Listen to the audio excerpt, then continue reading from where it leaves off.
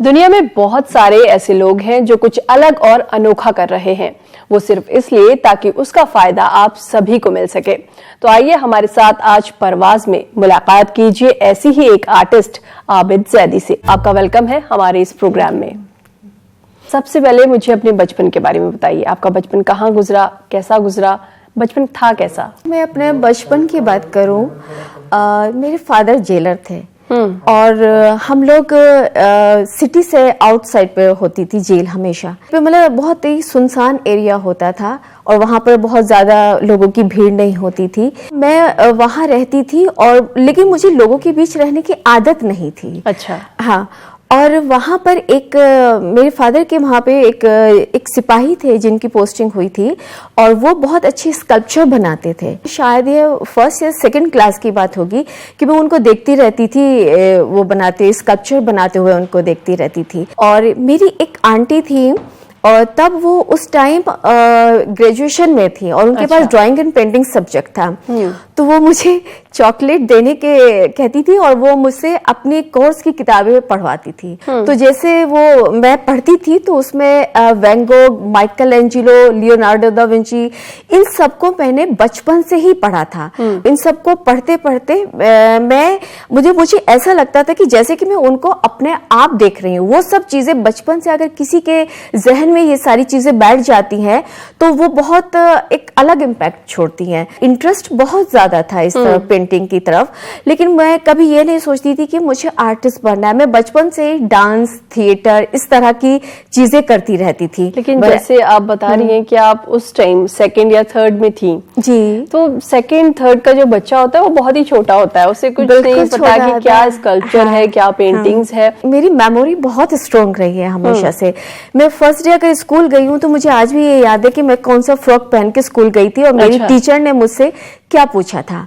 तो जो वो सिपाही थे वो इंडिया का मैप भी बनाते थे और जैसे किसी भी कोठी को देखकर आते थे तो उसको गत्ते की वो आगे बनाते थे। उनकी पूरी फैमिली आर्ट में बहुत परफेक्ट थे वो सारे लोग। ऐसा कुछ नहीं था कि मुझे बहुत बनाना है या कुछ भी करना है, लेकिन मुझे बहुत वो अच्छा लगता था। फिर इधर आंटी के साथ वो पढ़ते पढ़ते वो माइकल एंजेलो, वैन गॉग, इन सब की हिस्ट्री सब पढ़ती थी। मैं पढ़ती थी, वो सुनती थी, उनको ऐसे याद होता था। और फिर जब मेरे ख्याल से 5th या 6th क्लास की बात है, मेरी आंटी तब एमए कर रही थी तो उसमें मिनिएचर्स बनाते हैं। एमए के कोर्स में मिनिएचर्स होते हैं। मिनिएचर्स में बहुत माइन्यूट वर्क होता है, तो वो जितना भी माइन्यूट वर्क होता था वो मुझे दे देती थी करने। तो मैं उनके छोटे बसोली, कांगड़ा, चंबा, ये जितनी भी स्टाइल्स की जो आर्ट्स थी तो उसको जैसे उसमें पहाड़ बनाने होते थे, बहुत पेड़ बनाने होते थे, बर्ड्स बनाने होते थे, बहुत माइन्यूट वर्क होता था। वो मैं सारा दिन बैठी हुई उनका वो काम करती रहती थी। जो लोग बड़े होके वो सब चीजें देखते हैं, वो मैं बचपन से उस चीजों के अंदर देख रही थी। मैं उनके टीचर से मिलती थी। मैं बचपन से न्यूड पेंटिंग्स देखने की हैबिचुअल थी।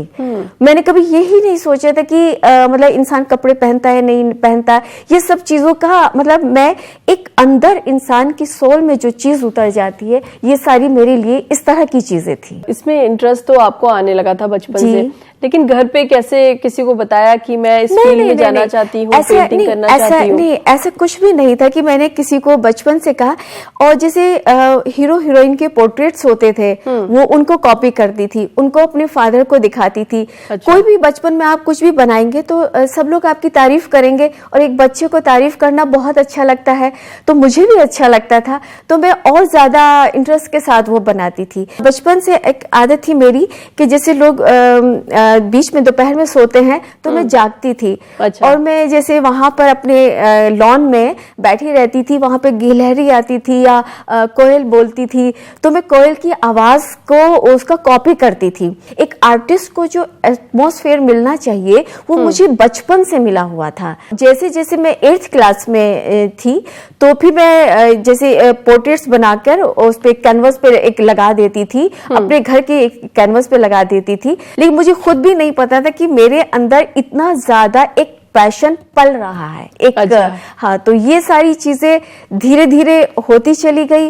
और मैं जैसे मैं 9th क्लास में आई, अपने फादर को एक न्यूड इमेजिनेशन से बना के दिखाया था। अच्छा। हाँ, मैं अपने फादर को हर चीज फादर को बना के दिखाती थी, तो मेरे फादर हमेशा मुझसे कहते थे, बेटा तुम न्यूड ही क्यों बनाते हो? हाँ। मुझे ये कभी महसूस नहीं हुआ, क्योंकि मैं बचपन से इस एटमॉस्फेयर पे रही। मैं उनके डिपार्टमेंट जाती थी तो वहां पे तो न्यूड स्केचेस बनवा ही जाते हैं, एमए के कोर्स में होता था, पोर्ट्रेट्स होता था, ह्यूमन फिगर होता था। तो ये मैंने कभी दोनों में डिफरेंस नहीं समझा कि कपड़े पहनना कपड़े नहीं पहनना। क्योंकि तो वो शायद आप चीजें बचपन से देख रही थी, करे हुए तो आपको ऐसा नहीं लगा कि ये कुछ नया है। और फिर दूसरे क्या है कि मैंने जितने भी यूरोपियन आर्टिस्ट को देखा है, वैन गोग को देखा है, माइकल एंजेलो को देखा है, इनकी ज्यादातर पेंटिंग्स न्यूड होती थी, तो ये सब मैं इनकी हैबिचुअल रही हूँ। मेरे लिए ये सारी चीजें कोई नई नहीं थी, आज भी बनाती हूँ ये सारी चीजें। तो कहीं ना कहीं बचपन से एक तरह से आप इन सब से जुड़ी हुई थी। हाँ, बिल्कुल। इंटरेस्ट आपका डांस में था, थिएटर में था, लेकिन फिर आर्टिस्ट कैसे बन गई? कुछ इंसान ऐसे होते हैं कि जिनके अंदर एक अलग टाइप की एनर्जी होती है, वो एनर्जी से लबरेज होते हैं, उस एनर्जी को बाहर निकलना होता है। तो मेरे अंदर कुछ ऐसा ही था, एक ऐसी ही चीज थी जो अंदर छटपटाती थी बाहर आने के लिए। वो किस फॉर्म में आएगी ये मुझे खुद ही नहीं पता था, क्योंकि मुझे काफी सारी चीजों का शौक था, तो मैं खुद भी ये डिसाइड नहीं कर पाती थी कि मुझे क्या करना है। जब मैं ग्रेजुएशन करने के बाद एमए इकोनॉमिक्स में मैंने एडमिशन लिया, तो मेरी 2 फ्रेंड्स थी, उन्होंने एमए पेंटिंग में एडमिशन लिया था। तो एक दिन मैं उनके डिपार्टमेंट में गई, तो तब मुझे ये रियलाइज हुआ कि ये मेरी चीज थी, किसी दूसरे ने ले ली है। मैं बहुत हर्ट हुई इस चीज से, और मुझे लगा कि ये मुझे करना था, क्योंकि मैं पेंटिंग करती आ रही थी, एक शौकिया तौर पे मैं पेंटिंग करती थी। लेकिन उस दिन मुझे ये लगा कि नहीं, अब मुझे करते ही रहना है। और उसी दिन मैंने ये डिसाइड किया, मैं घर पे गई और कैनवस लेकर आई, और कॉन्फिडेंस बहुत था मेरे अंदर। और उसी टाइम एक कोइंसिडेंस था कि हमारे एक फैमिली फ्रेंड थे, उन्होंने मुझे यूरोपियन आर्टिस्ट की कुछ बुक्स दी।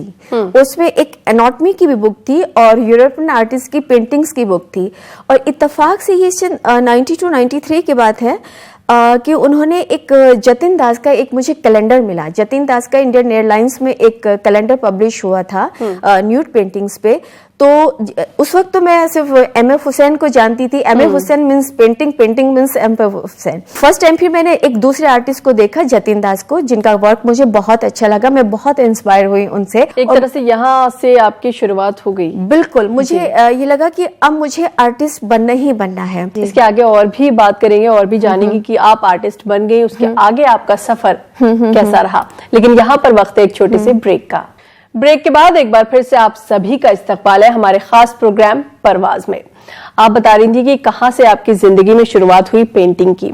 आप कैनवस लाई और आपने उसमें पेंटिंग करना शुरू किया। अभी आप बहुत सारी अलग अलग चीजों की पेंटिंग करती हैं, लेकिन वो कुछ आम नहीं है, कुछ हटके हैं जो बाकी आर्टिस्ट पेंटिंग करते हैं, उनसे थोड़ी अलग है। ये एक इंसान का नेचर होता है। मैंने अपनी राह खुद चूज करी थी। वो डिफिकल्ट थी, बहुत स्ट्रगल था। उसी टाइम मेरी मैरिज भी हुई। मैरिज का होना एक फीमेल के लिए और उसके बाद करियर को बनाए रखना, अपनी शौक को बनाए रखना, तो वो बहुत बड़ी परेशानी होती है। और मुझे इसमें बहुत स्ट्रगल करना पड़ा। मैरिज के बाद कभी मैं अपने इन-लॉज के घर हूँ तो कभी अपने फादर के घर हूँ, लेकिन हमेशा मेरे ब्रीफकेस में कैनवस हमेशा रहते थे। उसके बाद धीरे धीरे लेकिन मुझे ये रियलाइज हुआ कि सिर्फ एक अच्छा आर्टिस्ट बनने के लिए, इसके लिए आपको किसी अच्छे आर्टिस्ट से सीखना भी पड़ेगा, सीखना भी जरूरी। हाँ, तो फिर मेरी एक तलाश होगी कि मुझे किसी आर्टिस्ट के अंडर में काम करना है। और 99 में मैंने स्कल्पचर का डिप्लोमा किया। तब मेरे हस्बैंड सऊदी अरब चले गए थे, तो मैं उनके साथ वहाँ कम रहती थी, क्योंकि मुझे लगता था कि वहाँ रह के मेरा काम नहीं होगा, मेरा इंडिया रह के ही मेरा काम होगा। तो मैं इंडिया ज्यादा रहती थी और तब स्कल्पचर का डिप्लोमा किया। और उसके बाद मैंने हिस्ट्री में एमए किया था और पीएचडी स्टार्ट करी मैंने। अच्छा। हाँ, पीएचडी भी मैंने उस पे मुगल पीरियड की पेंटिंग्स को लेकर काम किया। जैसे आपने बताया कि आपकी जो रिसर्च है वो इस पे है कि मुगल टाइम में किस तरह से पेंटिंग्स होती थी और हाँ, इन पेंटिंग्स में क्या होता था।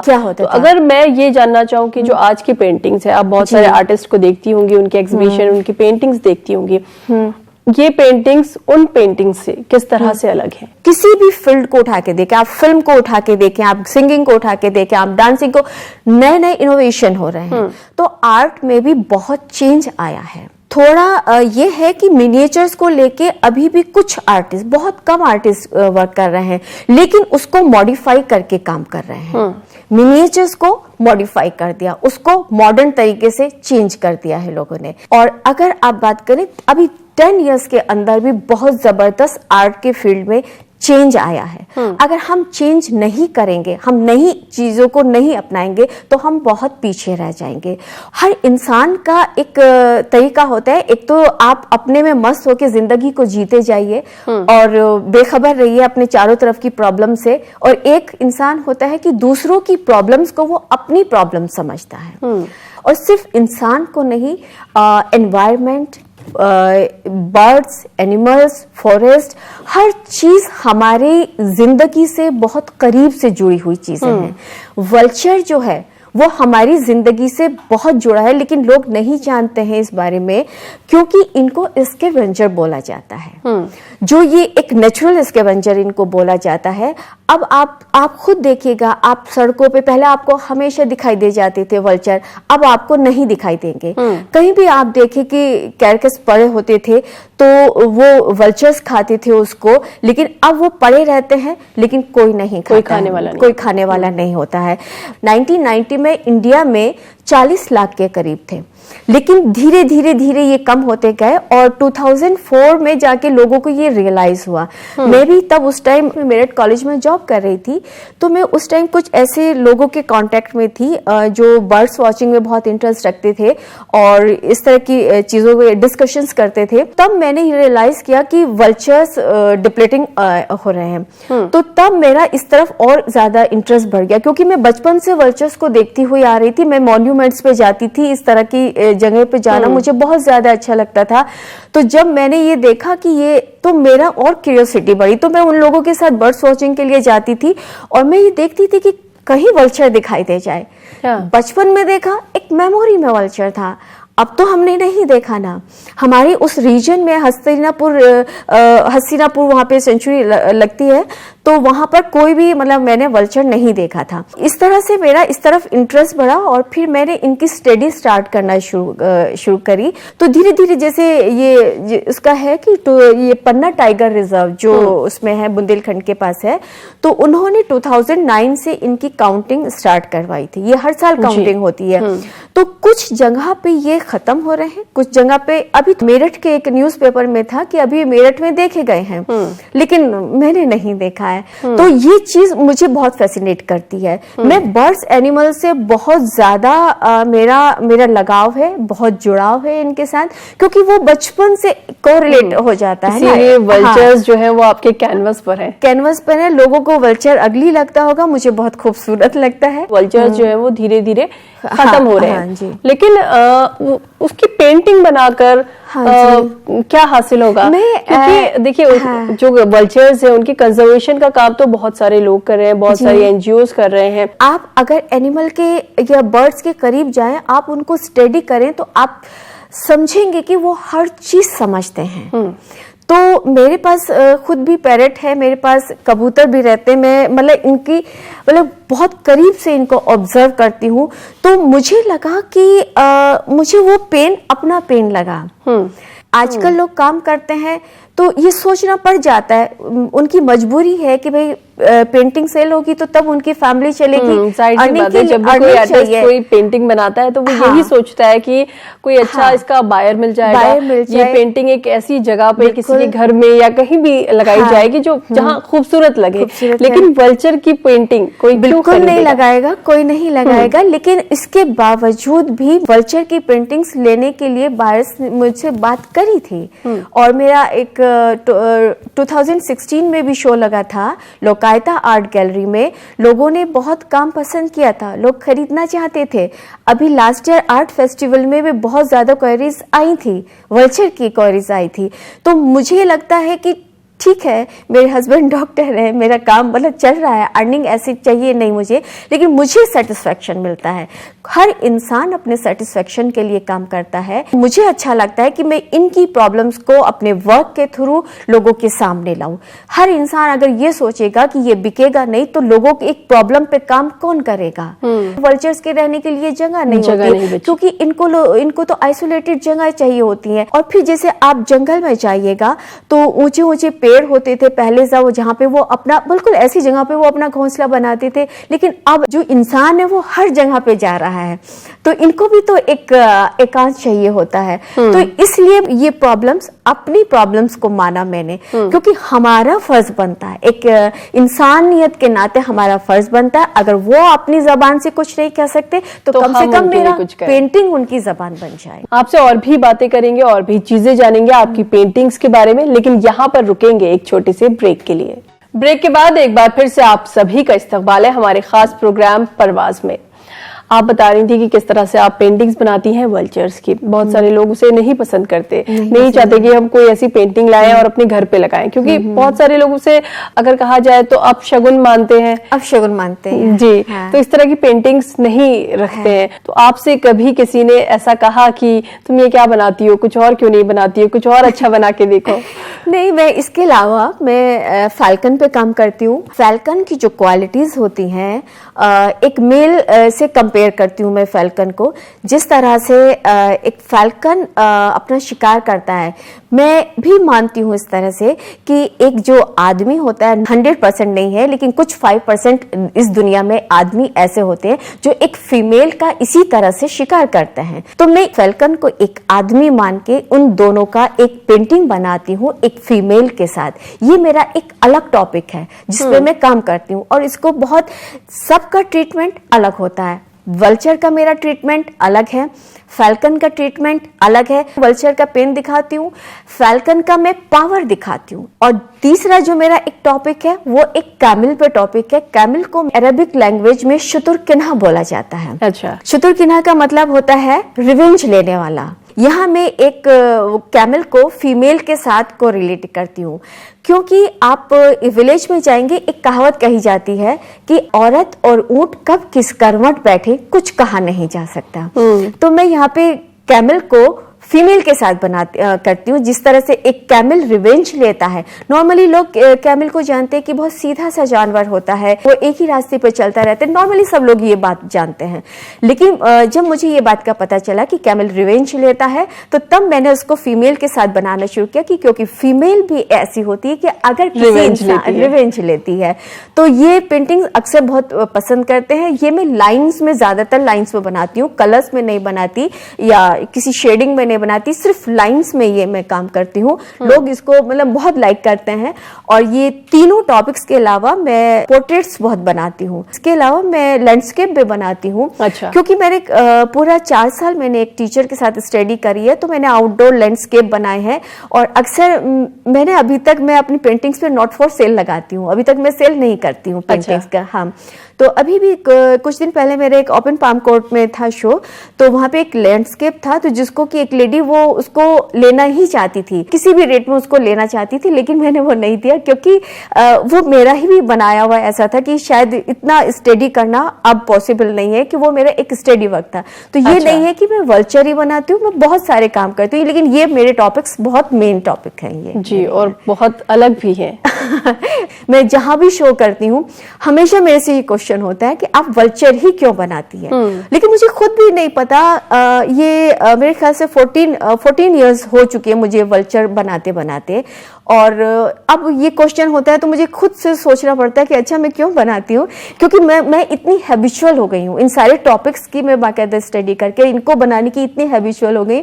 मैं, और कोई मुझसे कहेगा कि आप बहुत डेकोरेटिव वर्क करो, तो वो मैं नहीं कर सकती हूँ।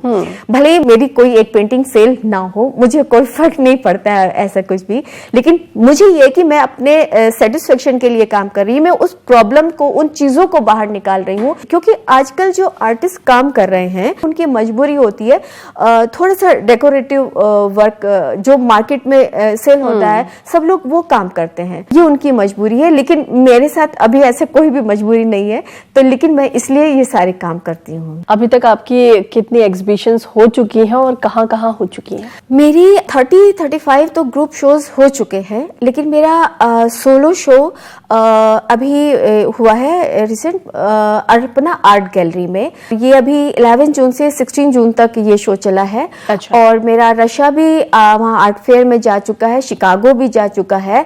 और जहाँ तक वल्चर है, वल्चर को सब लोग बहुत पसंद करते हैं। बहुत शोज कर चुकी हूँ मैं, लेकिन अब मेरा सारा फोकस जो है मेरे सोलो शोज पे है। अच्छा। हाँ। तो जब आप कोई अपनी एग्जीबिशन लेकर बाहर जाती हैं इंडिया के, तो वहाँ की जो एक ऑडियंस है और जो यहाँ की ऑडियंस है, दोनों में कितना डिफरेंस है? जैसे वल्चर्स हैं, वल्चर्स की बात करें तो वो लोग जब उस तरह की पेंटिंग देखते हैं तो उनका क्या रिएक्शन होता है, और यहाँ के लोग जब देखते हैं उनका क्या रिएक्शन होता है? जहाँ भी मैं शोज लगाती हूँ तो सब बहुत पसंद करते हैं। बहुत सारे क्यूरेटर ऐसे हैं जो मेरे से मेरे वल्चर का ही काम मांगते हैं। अच्छा। हाँ, अभी एक यूएसए गए थे फ्रेंड, तो वो मुझसे कहते हैं, वो हमेशा जब भी शो करते हैं ऑल ओवर इंडिया वो शो करते हैं, तो वो हमेशा मुझसे कहते हैं अपना वल्चर वाला ही काम मुझे दीजिएगा, क्योंकि हम किसी भी प्रॉब्लम को लेके इस तरह से काम करना बहुत मुश्किल होता है। फिर इतनी स्टडी के बाद काम करना, तो लोग लाइक करते हैं, ऐसी बात नहीं है।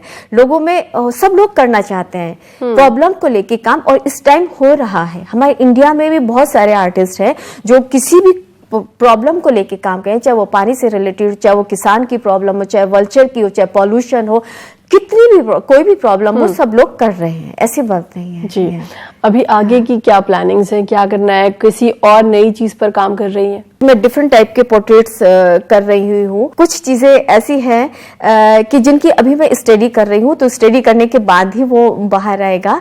और ह्यूमन फिगर तो मैं बचपन से बनाती हूँ। न्यूड फिगर पे मैं इस वक्त ऑयल का मेरा वर्क चल रहा है, और जो मेरा पैशन भी है। ज्यादातर लोग ये जानते हैं कि मैं वल्चर बनाती हूँ, फेल्कन बनाती हूँ, लेकिन ये नहीं पता कि मैं ह्यूमन फिगर पे मेरा उतना ही कमांड है जितना कि मेरा वल्चर पे है। जैसे आप बता रही हैं कि जो लोग आपकी पेंटिंग्स देखते हैं, जो भी आपके एग्जीबिशन में आते हैं, वो आपकी पेंटिंग्स को पसंद करते हैं, लेकिन अगर आपकी खुद की बात करें तो आप अपने काम से कितनी सेटिस्फाइड हैं? मैंने अभी तक जो काम किए हैं वो बहुत चैलेंजिंग है। मैंने कोई इजी काम नहीं उठाए। कोई भी चीज एक सिंगल लाइन से कुछ भी करना बहुत मुश्किल काम होता है, वो बहुत स्टडी करनी पड़ती है। लाइंस मेरा पैशन है। मेरे एक टीचर थे, वो उनको हमेशा ये रहता था कि फीमेल्स इस तरह से स्ट्रॉन्ग लाइंस नहीं कर सकती। उसको मैंने एक चैलेंज की तरह लिया है। 14 इयर्स मुझे हो चुके हैं, मैं डेली लाइंस की प्रैक्टिस करती हूँ। मैंने उस चैलेंज को एक्सेप्ट किया उनके, और मैं किसी कॉलेज ऑफ आर्ट से नहीं थी। एक जो इंसान कॉलेज ऑफ आर्ट से नहीं होता है, उसके बारे में सब लोग थोड़ा ये राय रखते हैं कि वो सारे मीडियम में एक्सपर्ट होगा या नहीं। मैंने अपने आप को ये किया है कि मैं चारकोल, पेन, ऑयल, जितने भी मीडियम है, इंक, सारी ही मीडियम में कमांड करूं। पेन में जो मुझे करना था वो मैंने उतना उसको पा लिया है। मुझे चारकोल में जो करना है, जिस तरह से काम करना है, जो ट्रीटमेंट करना है, जो पावर लानी है, मैं उसके बिल्कुल नजदीक पहुंच चुकी हूँ। मुझे इंक से जो करना है, ब्लैक एंड व्हाइट से, वो मैं काम कर रही हूँ। अच्छा। और मेरा अब रह गया है ऑयल, जो बचपन से ही करती आ रही हूँ मैं। तो मैंने जो मैंने सोचा था, मैं उसके अभी कुछ उस तक पहुंच गई हूँ, और मुझे खुद पता था कि जो काम तक मैं पहुंचना चाहती थी वो बहुत चैलेंजिंग है, बहुत मुश्किल है, और वो मुझे खुशी होती है, लेकिन बहुत स्ट्रगल है। अभी मुझे 3 या 4 साल बहुत हार्ड वर्क करना है, तब मैं अपने उस पॉइंट पे पहुंच पाऊंगी। आप एक बहुत अच्छा काम कर रही हैं।